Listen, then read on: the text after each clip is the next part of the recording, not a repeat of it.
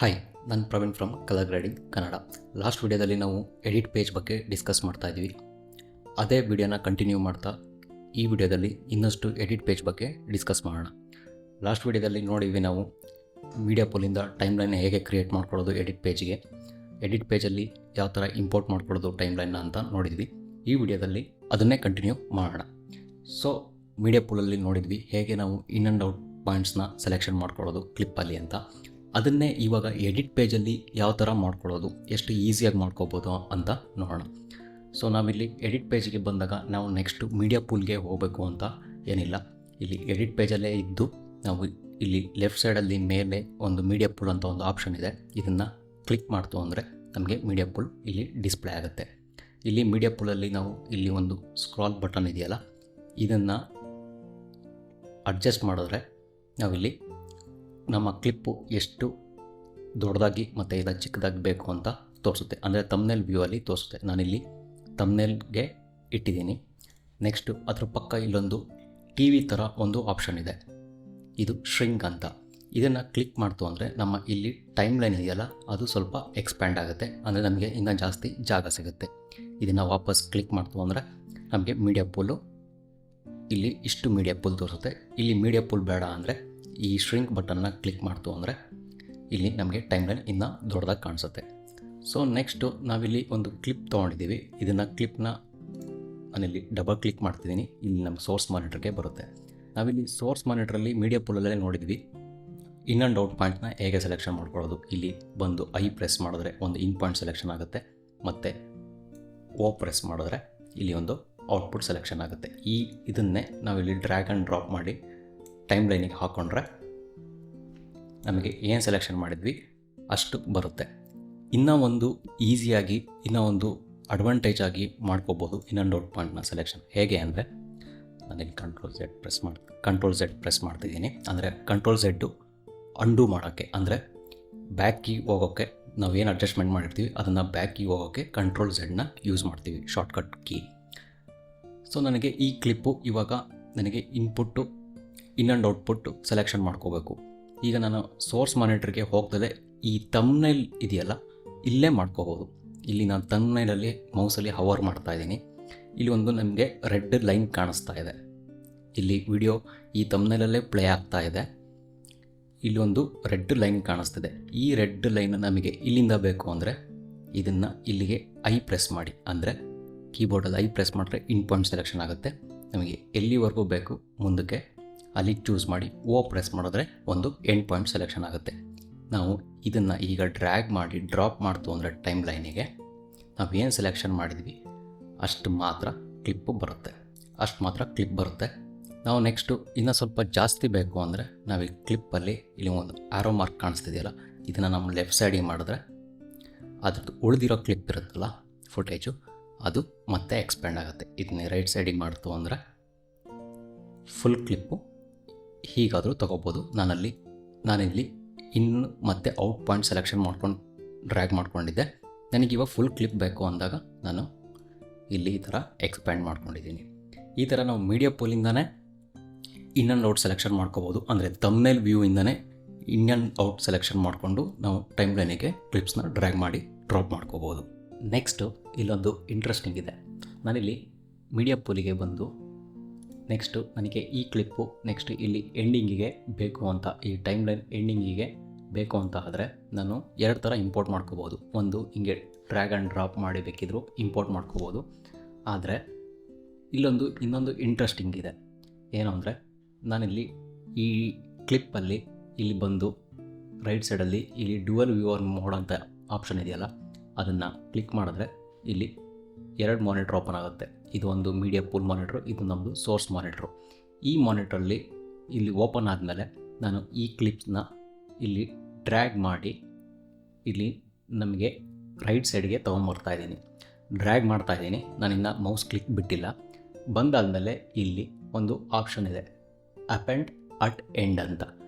ಇಲ್ಲಿಗೆ ಕ್ಲಿಕ್ ಮಾಡ್ತು ಅಂದರೆ ನನಗೆ ಆಟೋಮೆಟಿಕ್ಕಾಗಿ ಈ ಕ್ಲಿಪ್ಪು ಎಂಡಿಂಗಿಗೆ ಬಂದರೂ ಜಾಯ್ನ್ ಆಗುತ್ತೆ. ಇಲ್ಲಿ ಅಪೆಂಡ್ ಅಟ್ ಎಂಡ್ ಕೊಟ್ಟಾಗ ಆ ಕ್ಲಿಪ್ಪು ಎಂಡಿಂಗ್ ಬಂದು ನಮ್ಮ ಟೈಮ್ ಲೈನಲ್ಲಿ ಕೂತ್ಕೊಳ್ಳುತ್ತೆ. ಇದರಿಂದ ಏನು ಯೂಸು ಅಂದರೆ ಈಗ ಬೈ ಚಾನ್ಸ್ ನಮಗೆ ಒಂದು ಟೈಮ್ ಲೈನ್ ಈ ಥರ ತುಂಬ ದೊಡ್ಡದಾಗಿದೆ, ತುಂಬ ಕ್ಲಿಪ್ಸ್ ಇದೆ ಅಂತ ಅಂದ್ಕೊಳ್ಳೋಣ. ಕ್ಲಿಪ್ಸ್ ಇದ್ದಾಗ ನನಗೆ ಬೈ ಚಾನ್ಸು ಈ ಕ್ಲಿಪ್ಪು ನನಗೆ ಎಂಡಿಂಗಿಗೆ ಬೇಕು ಅಂದಾಗ ನಾನು ಈ ಕ್ಲಿಪ್ನ ಹಿಂಗೆ ಡ್ರ್ಯಾಗ್ ಮಾಡಿಕೊಂಡು ಬಂದು ಇಲ್ಲಿ ಅಪ್ ಆ್ಯಂಡ್ ಅಟ್ ಎಂಡ್ ಅಂತ ಕ್ಲಿಕ್ ಮಾಡ್ತು ಅಂದರೆ ನನಗೆ ಇಲ್ಲಿ ಆಟೋಮೆಟಿಕ್ಕಾಗಿ ಎಂಡಿಂಗಿಗೆ ಬಂದಿರುತ್ತೆ. ಬೈ ಚಾನ್ಸ್ ನಿಮ್ಮ ಟೈಮ್ ಲೈನ್ ಏನಾದರೂ ದೊಡ್ಡದಾಗಿದೆ, ತುಂಬ ಕಾಣಿಸ್ತಾ ಇಲ್ಲ ಅಂದರೆ ತುಂಬ ಲೆಂತಿಯಾಗಿದೆ, ನನಗೆ ಈ ಕ್ಲಿಪ್ಪು ಲಾಸ್ಟಿಗೆ ಬೇಕು ಅಂದರೆ ಇಲ್ಲಿ ಶಾರ್ಟ್ಕಟ್ಟಾಗಿ ಬಂದು ಅಪ್ ಆ್ಯಂಡ್ ಅಟ್ ಎಂಡ್ ಕೊಟ್ಟರೆ ಇಲ್ಲಿ ಆ್ಯಡ್ ಆಗಿರುತ್ತೆ ಆಟೋಮೆಟಿಕ್ಕಾಗಿ. ನೆಕ್ಸ್ಟು ಅದೇ ಥರ ನಾನಿಲ್ಲಿ ಟೈಮ್ ಲೈನಲ್ಲಿ ಕೆಲವೊಂದು ಕ್ಲಿಪ್ಪನ್ನು ಡಿಲೀಟ್ ಮಾಡ್ಕೋತೀನಿ. ಇಲ್ಲಿ ನನಗೆ ಎರಡು ಕ್ಲಿಪ್ ಇದೆ ಟೈಮ್ ಲೈನಲ್ಲಿ. ನೆಕ್ಸ್ಟು ಅದೇ ಥರ ನಾನು ನೆಕ್ಸ್ಟ್ ಕ್ಲಿಪ್ಪಲ್ಲಿ ಇಲ್ಲೊಂದು ಕ್ಲಿಪ್ ಇದೆ, ನನಗೆ ಇಲ್ಲಿ ನಮ್ಮ ರೆಡ್ ಪ್ಲೇ ಹೆಡ್ ಕಾಣಿಸ್ತಾ ಇದೆಯಲ್ಲ, ಈ ಕ್ಲಿಪ್ಪು ಮಧ್ಯ ಈ ಕ್ಲಿಪ್ಪು ಬರಬೇಕು. ಅದಕ್ಕೆ ಶಾರ್ಟ್ಕಟ್ಟಾಗಿ ಮಾಡೋದು ಹೇಗೆ ಅಂದರೆ ನಾವಿನ್ನು ಡ್ರ್ಯಾಗ್ ಮಾಡ್ಕೊಂಡು ಆ್ಯಸ್ ಇಟ್ ಈಸು ಇಲ್ಲಿ ಆಪ್ಷನ್ ತೋರಿಸ್ತಿದೆಯಲ್ಲ, ಇಲ್ಲಿ ಬಂದು ನಾವು ಇನ್ಸರ್ಟ್ ಅಂತಿದೆಯಲ್ಲ, ಇನ್ಸರ್ಟಿಗೆ ಕ್ಲಿಕ್ ಮಾಡಿದ್ರೆ ಈ ಕ್ಲಿಪ್ಪು ನಮ್ಮ ಪ್ಲೇ ಹೆಡ್ ಎಲ್ಲಿತ್ತು ಅಲ್ಲಿಗೆ ಆಟೋಮೆಟಿಕ್ಕಾಗಿ ಅದೇ ಹಾಕ್ಕೊಂಡು ಬಂದು ಇನ್ಸರ್ಟ್ ಆಗುತ್ತೆ. ಅಂದರೆ ಅವೆರಡು ಕ್ಲಿಪ್ ಮಧ್ಯ ನಮ್ಮ ಪ್ಲೇ ಹೆಡ್ ಎಲ್ಲಿಗೆ ನಿಲ್ಲಿಸಿರ್ತೀವಿ ಅಲ್ಲಿಗೆ ಬಂದು ಇನ್ಸರ್ಟ್ ಆಗುತ್ತೆ, ಅಂದರೆ ಮಧ್ಯ ಬಂದು ಕೂತ್ಕೊಳ್ಳುತ್ತೆ.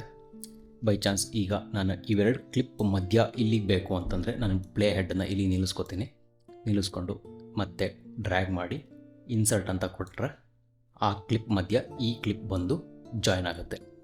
ಬೈ ಚಾನ್ಸ್ ನನಗೆ ಇಲ್ಲಿ ಏನು ಕಟ್ ಹಾಕಬಾರ್ದು, ಇದ್ರ ಮೇಲ್ಗಡೆನೇ ನನಗೆ ಆ ಕ್ಲಿಪ್ ಬೇಕು ಅಂದರೆ ಕೆಳಗಡೆ ಇಲ್ಲಿರೋ ಎರಡು ಕ್ಲಿಪ್ನು ಏನೂ ಡಿಸ್ಟರ್ಬ್ ಆಗಬಾರ್ದು, ಅದ್ರ ಮೇಲ್ಗಡೆ ಈ ಕ್ಲಿಪ್ ಬಂದು ಕೂತ್ಕೋಬೇಕು ಅಂದರೆ ಅದೇ ಥರ ಡ್ರ್ಯಾಗ್ ಮಾಡಿ ಇಲ್ಲಿ ಬಂದು ಪ್ಲೇಸ್ ಆನ್ ಟಾಪ್ ಅಂತ ಒಂದು ಆಪ್ಷನ್ ಇದೆ, ಅದು ಕ್ಲಿಕ್ ಮಾಡ್ತು ಅಂದರೆ ಇಲ್ಲಿ ನಾವು ಎಲ್ಲಿ ಪ್ಲೇ ಹೆಡ್ ನಿಲ್ಲಿಸಿರ್ತೀವಲ್ಲ ಅಲ್ಲಿಂದ ಆ ಕ್ಲಿಪ್ಪು ಇದು ಎರಡೂ ಕ್ಲಿಪ್ಸ್ನ ಡಿಸ್ಟರ್ಬ್ ಮಾಡ್ದಲೆ ಅದ್ರ ಮೇಲ್ಗಡೆ ಈ ಕ್ಲಿಪ್ಪು ಪ್ಲೇಸ್ ಆಗುತ್ತೆ. ಅದೇ ಥರ ನೆಕ್ಸ್ಟ್ ನಾವು ಇಲ್ಲಿ ಕ್ಲಿಪ್ಪಿಗೆ ಬಂದು ನೆಕ್ಸ್ಟು ಅದೇ ಥರ ನಾವು ಇನ್ನೊಂದು ಕ್ಲಿಪ್ ತೊಗೊಂಡು ಇಲ್ಲಿ ಬಂದು ಇಲ್ಲಿ ಫಿಟ್ ಟು ಫಿಲ್ ಕೊಟ್ಟರೆ ಇಲ್ಲಿ ಏನು ಫಸ್ಟ್ ಕ್ಲಿಪ್ ಇತ್ತಲ್ಲ ಅದನ್ನ ರಿಪ್ಲೇಸ್ ಮಾಡುತ್ತೆ ಈ ಕ್ಲಿಪ್ಪು. ಇಲ್ಲಿ ಫಸ್ಟ್ ಕ್ಲಿಪ್ ಹೋಗುತ್ತೆ, ಆ ಕ್ಲಿಪ್ ಮೇಲೆ ಈ ಕ್ಲಿಪ್ ಬಂದು ಓವರ್ ರೈಟ್ ಆಗುತ್ತೆ, ಅಂದರೆ ರಿಪ್ಲೇಸ್ ಆಗೋಗುತ್ತೆ. ಅದೇ ಥರ ನೆಕ್ಸ್ಟ್ ಇನ್ನೊಂದು ಕ್ಲಿಕ್ ಮಾಡಿ ನೆಕ್ಸ್ಟು ರಿಪ್ಲೇಸ್ ಕೊಟ್ಟರೆ ಇಲ್ಲಿ ನಮ್ಮ ಪ್ಲೇ ಹೆಡ್ ಇತ್ತಲ್ಲ ಇಲ್ಲಿಂದ ಇಲ್ಲಿವರೆಗೂ ಕಟ್ ಆಗಿತ್ತಲ್ಲ ಆ ಕಟ್ ಪೋರ್ಷನ್ ಏನಿರುತ್ತೆ ಆ ಪೋರ್ಷನಿಗೆ ಈ ಕ್ಲಿಪ್ಪು ಬಂದು ರಿಪ್ಲೇಸ್ ಆಗುತ್ತೆ.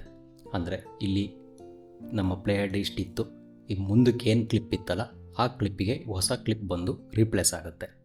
ನೆಕ್ಸ್ಟ್ ಅದೇ ಥರ ನೆಕ್ಸ್ಟ್ ಡ್ರ್ಯಾಗ್ ಮಾಡಿ ಇಲ್ಲಿ ರಿಪಲ್ ಆ್ಯಂಡ್ ಓವರ್ ರೈಟ್ ಅಂತಿದೆ, ಇದಕ್ಕೆ ಡ್ರಾಪ್ ಮಾಡ್ತು ಅಂದರೆ ನಮ್ಮ ಹಳೆ ಕ್ಲಿಪ್ಪು ಹೋಗುತ್ತೆ, ಫಸ್ಟ್ ಇದ್ದಿದ್ದು ಕ್ಲಿಪ್ ಹೋಗಿ ನೀವು ಅಬ್ಸರ್ವ್ ಮಾಡಿದ್ವಿ ಇಲ್ಲಿ ಈ ಥರ ಡ್ರ್ಯಾಗ್ ಮಾಡಿ ರಿಪಲ್ ಆ್ಯಂಡ್ ಓವರ್ ರೈಟ್ ಕೊಟ್ಟಿದ ತಕ್ಷಣ ನಮ್ಮ ಟೈಮ್ ಲೈನು ಸ್ವಲ್ಪ ಮುಂದೆ ಹೋಯಿತು. ಅಂದರೆ ನಾವು ಹಳೆ ಕ್ಲಿಪ್ ಏನಿತ್ತಲ್ಲ ಅದನ್ನು ಫುಲ್ ರಿಪ್ಲೇಸ್ ಮಾಡಿ ಈ ಕ್ಲಿಪ್ಪು ಫುಲ್ ಲೆಂತ್ ಕ್ಲಿಪ್ ಎಷ್ಟಿದೆ ಅದನ್ನು ಇಲ್ಲಿ ತೊಗೊಬಂದು ಹಾಕ್ತಾಯಿದೆ. ಅಂದರೆ ಅಲ್ಲಿಗೆ ನಮ್ಮ ಟೈಮ್ ಲೈನು ಸ್ವಲ್ಪ ಎಕ್ಸ್ಟೆಂಡ್ ಆಗ್ತಾಯಿದೆ. ಇದನ್ನು ರಿಪಲ್ ಅಂತ ಹೇಳ್ತಾರೆ, ರಿಪಲ್ ಆ್ಯಂಡ್ ಓವರ್ ರೈಟ್ ಅಂತ ಆಗುತ್ತೆ. ಅದೇ ಥರ ನಾವಿಲ್ಲಿ ನೋಡಿದ್ವಿ insert, overwrite, replace, place on top, append ಮತ್ತು ರಿಪಲ್ ಓವರ್ ರೈಟ್ ಅಂದರೆ ಏನು ಅಂತ. ಇದು ಒನ್ ಟೈಪಲ್ಲಿ ನಾವು ಈ ಥರ ಶಾರ್ಟ್ಕಟ್ಟಲ್ಲಿ ಮಾಡ್ಬೋದು. ಅದೇ ಥರ ಇಲ್ಲಿ ಬಂದರೆ ಇಲ್ಲಿ ನಮಗೆ ಮಿಡಲಲ್ಲಿ ಇಲ್ಲಿ 3 ಬಾಕ್ಸಸ್ ಕಾಣಿಸ್ತಾ ಇದೆಯಲ್ಲ, ಇದು ಅದ್ರ ಶಾರ್ಟ್ಕಟ್ಟು ಇಲ್ಲಿರುತ್ತೆ. ಇಲ್ಲಿ ನಾವು ಬೈ ಚಾನ್ಸ್ ಈ ಕ್ಲಿಪ್ ತೊಗೊಂಡು ಇನ್ಸರ್ಟ್ ಕ್ಲಿಪ್ ಅಂತ ಇದೆ, ಇದನ್ನು ಕ್ಲಿಕ್ ಮಾಡ್ತು ಅಂದರೆ ಇಲ್ಲಿ ಇನ್ಸರ್ಟ್ ಆಗುತ್ತೆ. ಅದಕ್ಕೆ ಶಾರ್ಟ್ಕಟ್ಟು ಇಲ್ಲೇ ತೋರಿಸ್ತಾ ಇದೆ F9. ಅದೇ ಥರ ನೆಕ್ಸ್ಟು ಓವರ್ ರೈಟ್ ಕ್ಲಿಪ್ ಅಂತ ಇದೆ, ಇದನ್ನ ಕ್ಲಿಕ್ ಮಾಡ್ತು ಅಂದರೆ ನೆಕ್ಸ್ಟು ಫಾರ್ವರ್ಡಲ್ಲಿ ಏನು ಕ್ಲಿಪ್ ಇರುತ್ತೆ ಅದನ್ನ ಓವರ್ ರೈಟ್ ಮಾಡುತ್ತೆ, ಅಂದರೆ ಆ ಕ್ಲಿಪ್ನ ತೆಗಿಯುತ್ತೆ, ಅದ್ರ ಮೇಲೆ ಇದು ಓವರ್ ರೈಟ್ ಆಗುತ್ತೆ.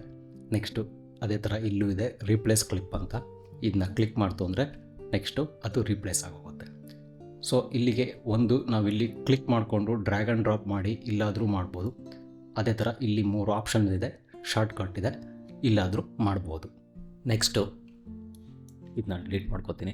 ನೆಕ್ಸ್ಟು ನಾನೊಂದು 3, 4, 5 ಕ್ಲಿಪ್ಸ್ ತೊಗೋತೀನಿ. ಹಿಂಗೆ ಕ್ಲಿಪ್ಸ್ ತೊಗೊಂಡಾದ್ಮೇಲೆ ನೀವು ಅಬ್ಸರ್ವ್ ಮಾಡ್ತಾ ಇರ್ಬೋದು, ಇಲ್ಲಿ ನನ್ನ ಪ್ಲೇ ಹೆಡ್ ಇದೆಯಲ್ಲ ಇಲ್ಲಿ ಇದನ್ನ ಅಬ್ಸರ್ವ್ ಮಾಡ್ತಾ ಇರ್ತೀರಾ. ನಾನು ಪ್ಲೇ ಹೆಡ್ ಮೂವ್ ಮಾಡ್ತಿರೋ ಹಾಗೆ ಇಲ್ಲಿ ನನಗೆ ಕ್ಲಿಪ್ಪು ರೆಡ್ ಬಾರ್ಡ್ರಲ್ಲಿ ಸೆಲೆಕ್ಷನ್ ಆಗ್ತಾ ಇದೆ ಹೀಗೆ. ನಾನು ಎಲ್ಲಿ ಪ್ಲೇ ಹೆಡ್ನ ಮೂವ್ ಮಾಡ್ತಾ ಇದ್ದೀನಿ ಅಲ್ಲಿ ನನಗೆ ಕ್ಲಿಪ್ ಸೆಲೆಕ್ಷನ್ ಆಗ್ತಾ ಇದೆ. ಸೊ ನಿಮ್ಮದು ಆ ಥರ ಇರಲ್ಲ. ನೀವು ಸ್ಟಾರ್ಟಿಂಗಲ್ಲಿ ಯಾರು ಡಾವಿಂಚಿ ಓಪನ್ ಮಾಡ್ತಿರಲ್ಲ ಅದು ಆ ಥರ ಇರಲ್ಲ. ಅದಕ್ಕೆ ಟೈಮ್ ಲೈನ್ ಅಂತ ಇಲ್ಲಿ ಟಾಪಲ್ಲಿ ಬಂದರೆ ಟೈಮ್ ಲೈನ್ ಅಂತ ಒಂದು ಆಪ್ಷನ್ ಇರುತ್ತೆ. ಇದನ್ನ ಕ್ಲಿಕ್ ಮಾಡಿ. ಕ್ಲಿಕ್ ಮಾಡಾದಮೇಲೆ ಇಲ್ಲಿ ಸೆಲೆಕ್ಷನ್ ಫಾಲೋಸ್ ಪ್ಲೇ ಹೆಡ್ ಅಂತ ಒಂದು ಆಪ್ಷನ್ ಇರುತ್ತೆ. ಇದು ನಿಮ್ಮದು ಅನ್ಚೆಕ್ ಆಗಿರುತ್ತೆ, ಅದನ್ನ ಚೆಕ್ ಮಾಡಿಕೊಡಿ. ರೈಟ್ ಮಾರ್ಕ್ ಬರುತ್ತೆ ಒಂದು. ಬಂದಾದಮೇಲೆ ಇಲ್ಲಿ ನಾವು ಪ್ಲೇ ಹೆಡ್ ಹೇಗೆ ಪ್ಲೇ ಮಾಡ್ತಿರ್ತೀವೋ ಆ ಪ್ಲೇ ಹೆಡ್ ಯಾವ ಕ್ಲಿಪ್ಸ್ ಮೇಲೆ ಹೋಗ್ತಾ ಇರುತ್ತೋ ಆ ಕ್ಲಿಪ್ ಸೆಲೆಕ್ಷನ್ ಆಗ್ತಾ ಇರುತ್ತೆ. ಇದರಿಂದ ಏನು ಅಡ್ವಾಂಟೇಜ್ ಅಂದರೆ, ನಾನೀಗ ನನ್ನ ಟೈಮ್ ಲೈನು ಫುಲ್ಲು ಈ ಥರ ಒಂದು ದೊಡ್ಡದಾಗಿ ಲೆಂತಿ ಆಗಿತ್ತು. ನಾನೀಗ ಈ ಕ್ಲಿಪ್ ಮೇಲೆ ಏನಾದರೂ ವರ್ಕ್ ಮಾಡಬೇಕು, ಆ ಥರ ಸೆಲೆಕ್ಷನ್ ಆಗಿಲ್ಲ ಅಂದರೆ ಇಲ್ಲಿ ಏನು ಸೆಲೆಕ್ಷನ್ ಆಗಿರುತ್ತೆ, ಈ ಪ್ಲೇ ಹೆಡ್ಡು ಮೇ ಬಿ ಒಂದು ಹಿಂದಿನ ಕ್ಲಿಪ್ಪಲ್ಲಿರುತ್ತೆ. ನಾನಿಲ್ಲಿ ಈ ಕ್ಲಿಪ್ ಮೇಲೆ ವರ್ಕ್ ಮಾಡಬೇಕು ಅಂದರೆ ನನಗೆ ಫಾರ್ ಎಕ್ಸಾಂಪಲ್ ನಾನಿಲ್ಲಿ ಆಫ್ ಮಾಡ್ತೀನಿ. ಈಗ ನನಗೆ ಈ ಕ್ಲಿಪ್ಪು ಸೆಲೆಕ್ಷನ್ ಆಗಿದೆ, ನನ್ನ ಪ್ಲೇ ಹೆಡ್ ಇಲ್ಲಿದೆ. ನಾನಿಲ್ಲಿ ಬಂದು ಈ ಕ್ಲಿಪ್ಪಲ್ಲಿ ವರ್ಕ್ ಮಾಡಬೇಕಾದ್ರೆ, ಏನಾದರೂ ಕಟ್ ಮಾಡಬೇಕಾದ್ರೆ, ಟ್ರಿಮ್ ಮಾಡಬೇಕಾದ್ರೆ ಈ ಕ್ಲಿಪ್ಪಿಗೆ ವರ್ಕ್ ಆಗೋಲ್ಲ. ಅದು ಏನು ಕ್ಲಿಪ್ಪು ಸೆಲೆಕ್ಷನ್ ಆಗಿರುತ್ತೋ ಅಲ್ಲಿ ವರ್ಕ್ ಆಗ್ತಾ ಇರುತ್ತೆ. ಅದು ಇವಾಗ ನಮಗೆ ಹೆಂಗೆ ಅನಿಸುತ್ತೆ, ಪ್ಲೇ ಹೆಡ್ಡು ನಮ್ಮ ಟೈಮ್ ಲೈನ್ ಏನಾದರೂ ತುಂಬ ದೊಡ್ಡದಾಗಿತ್ತು ಅಂದರೆ ಅವಾಗ ಸ್ವಲ್ಪ ಹ್ಯಾಂಡಿ ಅನ್ನಿಸ್ಬೋದು ಅದು. ಅದಕ್ಕೆ ಯಾವಾಗಲೂ ಇದು ಟೈಮ್ ಲೈನಿಗೆ ಹೋಗಿ ಸೆಲೆಕ್ಷನ್ ಫಾಲೋಸ್ ಪ್ಲೇ ಹೆಡ್ನ ಕ್ಲಿಕ್ ಮಾಡ್ಕೊಳ್ಳಿ. ಈ ನಮ್ಮ ಪ್ಲೇ ಹೆಡ್ ಹೆಂಗೆ ಮೂವ್ ಆಗ್ತಾ ಇರುತ್ತೋ ಅದೇ ಥರ ನಮ್ಮ ಕ್ಲಿಪ್ಪು ಸೆಲೆಕ್ಷನ್ ಆಗಿರುತ್ತೆ. ಇಲ್ಲಾಂದರೆ ನಾವು ಬೇಕಿದ್ರೆ ಮ್ಯಾನ್ಯುಯಲ್ ಆಗು ಸೆಲೆಕ್ಷನ್ ಮಾಡ್ಕೋಬೋದು. ಕ್ಲಿಪ್ನ ಸೆಲೆಕ್ಷನ್ ಮಾಡಿ ಆ ಕ್ಲಿಪ್ಪಲ್ಲಿ ಎಡಿಟ್ ಮಾಡ್ಬೋದು. ಸೊ ನೆಕ್ಸ್ಟು ನಾನು ಸ್ವಲ್ಪ ಟೈಮ್ ಲೈನ್ ಬಗ್ಗೆ ಹೇಳ್ಬಿಡ್ತೀನಿ. ಇಲ್ಲಿ ಸ್ಟಾರ್ಟಿಂಗಲ್ಲಿ ಯಾರು ಹೊಸದಾಗಿ ಡಾವಿಂಚಿ ಯೂಸ್ ಮಾಡ್ತಿರ್ತೀರೋ ಅವರಿಗೆ ಸ್ವಲ್ಪ ಕನ್ಫ್ಯೂಷನ್ ಆಗ್ಬೋದು. ಯೂಸ್ ಮಾಡ್ತಿರೋರಿಗೆ ಗೊತ್ತಿರುತ್ತೆ. ಇಲ್ಲಿ ಟೈಮ್ ಲೈನಲ್ಲಿ ಇಲ್ಲಿ ಒಂದು ಬಾರ್ ಕಾಣಿಸ್ತಾ ಇದೆಯಲ್ಲ, ಈ ಬಾರು ಮೇಲ್ಗಡೆ ಏನೇ clips, adjustment clips, effect clips ಬಂತು ಅಂದರೂ ಅದು ವಿಡಿಯೋ ಕ್ಲಿಪ್ಸಿಗೋಸ್ಕರ. ಈ ಬಾರ್ ಮೇಲೆ ಏನೇ ಇತ್ತು ಅಂದರೂ ಅದು ವಿಡಿಯೋ. ಈ ಬಾರ್ ಕೆಳಗಡೆ ಏನಿತ್ತು ಅಂದರೂ ಅದು ಆಡಿಯೋ. ಈ ಥರ ಡಿವೈಡ್ ಆಗಿದೆ. ಇಲ್ಲಿ ಪ್ರೀಮಿಯರ್ ಪ್ರೋಯಿಂದ ಬಂದವರಿಗೆ ಸ್ವಲ್ಪ ಕನ್ಫ್ಯೂಷನ್ ಆಗ್ಬೋದು. ಮೇಲ್ಗಡೆ ಇರೋದೆಲ್ಲ ವಿಡಿಯೋ ಕ್ಲಿಪ್ಸಿಗೋಸ್ಕರ ಮತ್ತು ಬಾಟಮಲ್ಲಿರೋದೆಲ್ಲ ಆಡಿಯೋ ಕ್ಲಿಪ್ಸಿಗೋಸ್ಕರ. ಸೊ ನೆಕ್ಸ್ಟು ನಾವಿಲ್ಲಿ ನಾವು ಒಂದು ಕ್ಲಿಪ್ನ ಕಟ್ ಮಾಡಬೇಕು ಅಂತಂದರೆ, ಇಲ್ಲಿ ಒಂದು ಕ್ಲಿಪ್ನ ಕಟ್ ಮಾಡಬೇಕು ಅಂತಂದರೆ ನಾನಿಲ್ಲಿ ಬಿ ಪ್ರೆಸ್ ಮಾಡಿದ್ರೆ ಬ್ಲೇಡ್ ಟೂಲ್ ಬರುತ್ತೆ. ಅದಕ್ಕೆ ಶಾರ್ಟ್ಕಟ್ಟು ಬಿ.